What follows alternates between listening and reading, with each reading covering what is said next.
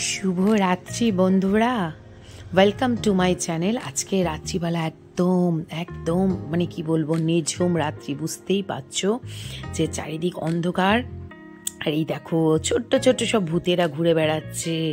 হ্যাঁ, আজকের দিনটা মানে আজকের রাতটা হচ্ছে 25শে ডিসেম্বর। তোমরা বুঝতেই পেরে গেছো। আর সেলিব্রেট হচ্ছে কি বলো তো, জিসাস বার্থডে। যাই হোক, এখানে কিছু অ্যারেঞ্জমেন্ট করেছি, সেটাই তোমাদের সঙ্গে শেয়ার করব। তো এখন বাজে রাত 12টা। তো দেখো কি করেছে সবাই মিলে, কি অবস্থা। দেখো, হাসি দেখলেই বুঝতে পারছো যে সারপ্রাইজ সারপ্রাইজ আর সারপ্রাইজ। তো দেখো 12টা বেজে গেছে। এই যে এটা তৈরি করেছে আমার ছেলে নিজের হাতে, একদম যাকে বলে। আর এটা একদমই দোকান থেকে এসছে, আমার হাতের নয়।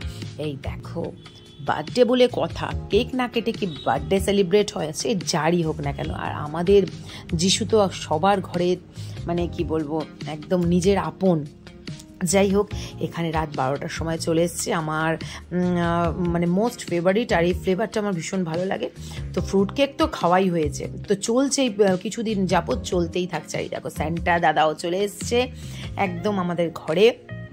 আমার ছেলের হাত ধরে তো চলেই এসেছিলো, কারণ ওর আর্ট অ্যান্ড ক্রাফটটা দেখতেই পাচ্ছ। আর এখানে এই কিছু ছোট্ট অ্যারেঞ্জমেন্ট করেছি আমি, দুটো ক্রিসমাস ট্রি, স্যান্টা দাদা। তো এইদিকে রয়েছে একদম ফ্যামিলি প্যাক, যেটার মুখ মিষ্টি না হলে হয়ই না। আর আমাদের বাঙালিদের তো মিষ্টি মুখ না হলে চলবেই না। আর রয়েছে দুটো অরেঞ্জেস। ও আর যা বাইরে ঠান্ডা পড়েছে, এদিকে ডাকছে, কি বলবো, মানে রাস্তায় ডাকাডাকি করছে। রাস্তায় যারা থাকেন বুঝতেই পারছো, একদমই not a pet dog, but কি বলবো, প্রত্যেক দিন আমাদের পাহারা অবশ্যই দেয়। যাই হোক, ওরা যা করছে করুক, আমরা এখানে দেখতেই পাচ্ছ আমরা কিন্তু সেলিব্রেট করছি খুব সুন্দরভাবে। আর সবাই মিলে কেটে নেবো। তবে মানে তোমাদের দাদাভাই মানে আমার হাজব্যান্ড কিন্তু ইনভলভ নেই, জাস্ট সবই কিনে দিয়েছে, কিন্তু সেই ক্যামেরার সামনে আসবে না, এটা করবে না। আমি বললাম তাহলে ফোনটা তো ধরো, তাও করলো না।